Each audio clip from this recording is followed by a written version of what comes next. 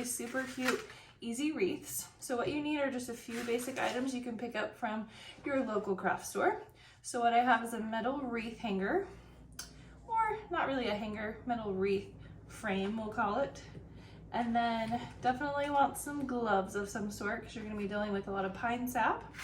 And then definitely want a good pair of cutters so you can cut wire and you can cut branches. And then we get to put all the cute little fun things in the wreath. So this year I'm going to use these really cute little Merry Christmas signs. I'm going to put an assortment of different ornaments. And I found these super cute snowflakes.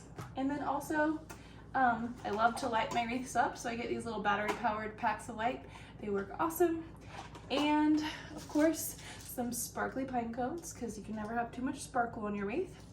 And then I'll show you later how to make some super cute ribbons. And then we need bows to put on the wreath. And then you need an assortment of floral wire. So this I'm going to use to make the wreath hanger.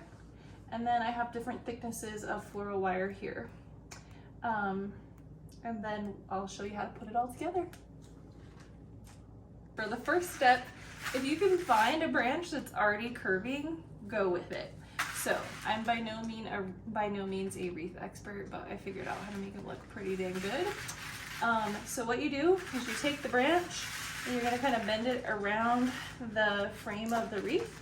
If it's too thick, you can always cut that part off or just simply break it off like this. Give it a good twist. And then you use your cutters here to cut it the rest of the way.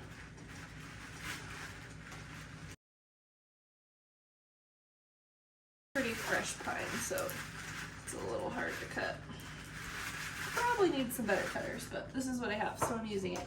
So you take that part, and then we're just gonna simply take our wire here and then just start wiring it. And it's important to get green floral wire so that it doesn't show and it will kind of blend in with our greenery here. So I'm just gonna simply take it, give it a good anchor here. Simply take it, give it a good anchor, and do a little twist here, just like that. And then you can do a few twists around like this, and we're gonna cover this up with more greenery here.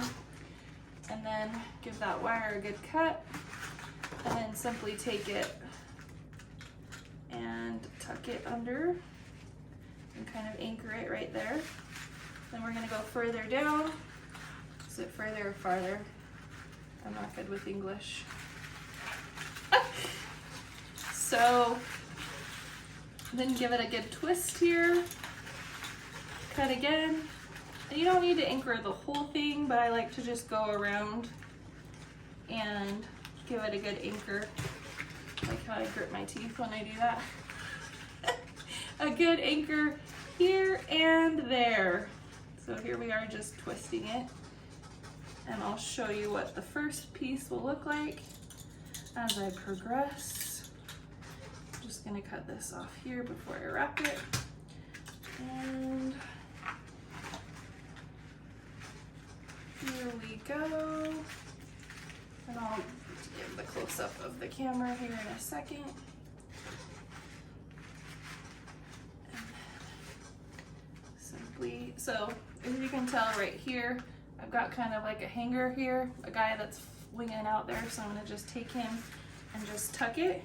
Really, these are really hard to screw up. You just have to work with them. And then tuck, and then we're just gonna keep going along.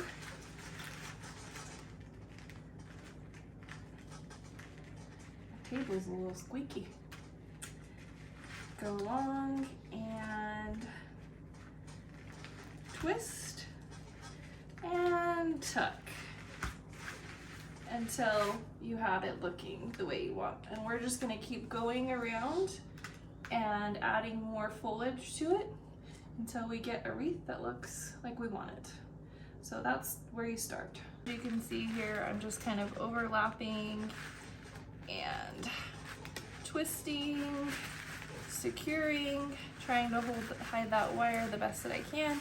We're gonna make these pretty thick, so we're gonna go back through again and add the foliage over the top, so you won't be able to see the places that the sticks are showing.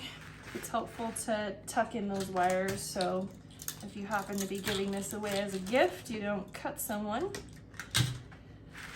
which in my case has turned into a tradition where I give several wreaths away. So we cut down our Christmas trees in the mountains. We get permits for that. And then I always just get a bigger tree than I know that I'm gonna need. So I have plenty of extra foliage left over, or branches, or some people call them pine boughs. I'm not sure what you call them in your family, but pine boughs is what we always called them. And I just like to get rid of the big thick parts because they don't bend as well. And I might go back through and take off some of those small pieces. But this year, it just so happens that I got oh, and if you noticed right here, I just tuck it right in here. So that hides that ugly stick part. If you'll notice, this year I actually got a very large tree, so I have quite a bit of pine boughs left over. I thought my ceiling was 14 feet tall, but in all actuality, it was 12 and a half feet tall. So we had a little bit bigger tree, and it's up and it looks beautiful, but now I get to make these really cool wreaths to put on my front door that I do every year with my leftovers. I started this one year because I actually mismeasured again. So apparently mismeasuring is a common occurrence for me.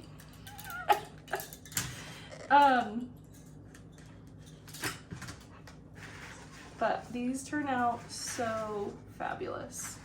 You just gotta work with it. You kind of want to decide as you're going what is your top and what is your bottom, so that you can make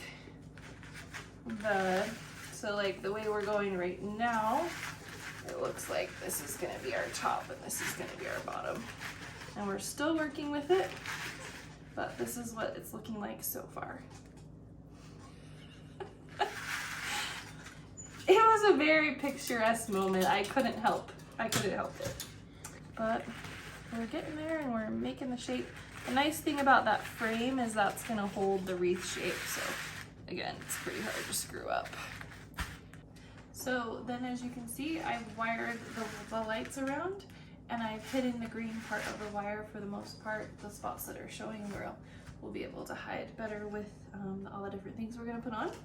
And then we're just gonna take some pine cones and then just hook those on kind of wherever we can find a spot to hook them. For this next part, it's almost better if you can hang it on a door on an actual wreath hanger, so you can kind of see how it looks as you go and decide officially what's your top and what's your bottom. But I like to get these sparkly pine cones that you can find at the local craft store, and then they just add a nice little accent to it, and you can kind of hide the green from the wires with it.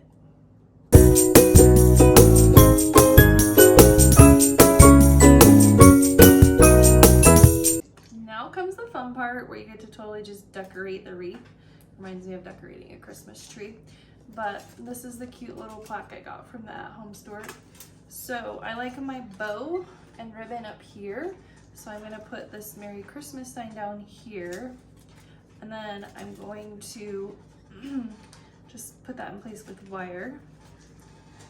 And then make sure my lights aren't covered. And then I'm just gonna take ornaments and randomly put them all throughout. I also have these really cute reindeer.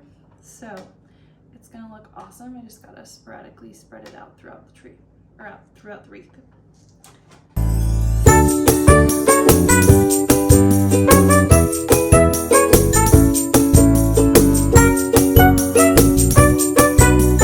I got my wreath hanging up here, then I can kind of see where like my wires are showing and where I should tuck them in. and how I should adjust accordingly. We're gonna put a big fat bow up here, so that's gonna cover most of this right here.